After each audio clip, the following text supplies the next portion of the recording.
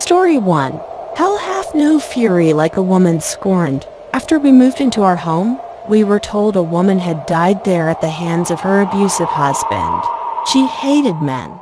My dad would wake up with scratches all over himself. And whenever my brother was mean to my sister or I, he would have scratches on him as well. One day, my brother heard our sister. He hit her with something.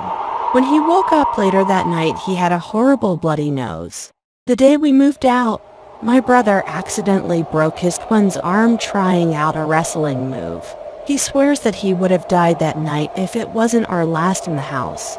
Story 2. Death came for him. I was standing in my parents' room, talking to my very sick dad at the time. He was dying of stage 4 esophageal cancer. I got the feeling something was behind me. I looked towards the doorway to the living room, and something about fur 6 and fully black is peeking around the corner with its hands on the door frame. I ran towards it, and it slipped back around the door. When I got outside the doorway, there was nothing.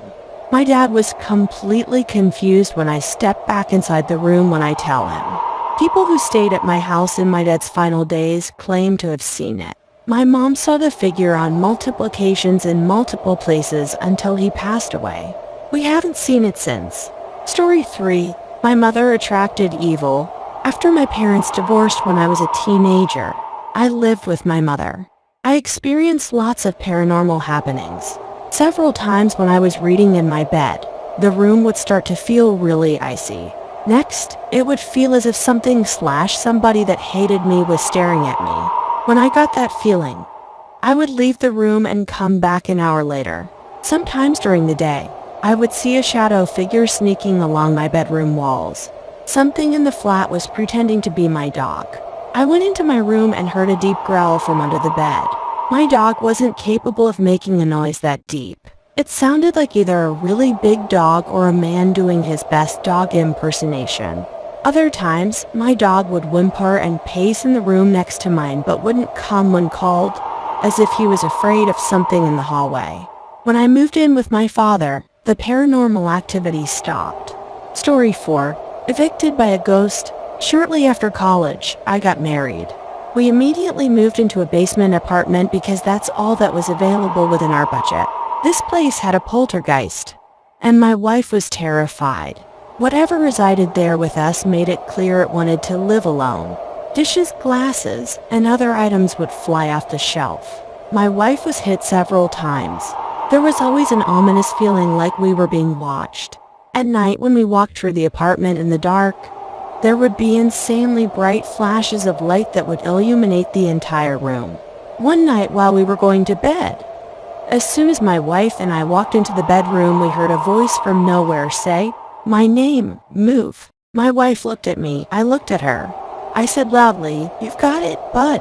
We moved out 2 days later and stayed with family. The old lady who owned the place died a few months later, and the house was torn down. It is still an empty lot to this day, nothing but grass and a tree. I still drive by it every now and again. Story 5. The Death March. My dad used to work as a corrections officer at a rural prison. He drove the perimeter of the property for his entire shift, where he would check empty buildings for runaway inmates. It was generally a boring job. One night, my dad was parked on a hill reading a magazine when he started to feel a thumping in his body. He described it as the feeling you get when speakers are playing a song with really heavy bass. He put the magazine down and checked his rearview mirror where he saw someone outside the truck. He grabbed his pistol and jumped out of the truck with his weapon drawn. Outside the truck, he realized it was a procession of Native Americans walking through the truck and directly through his seat, only to disappear at the exact spot he was sitting. He said it was clear they were ghosts because many of them appeared injured. This went on for a few seconds, and then the whole procession disappeared.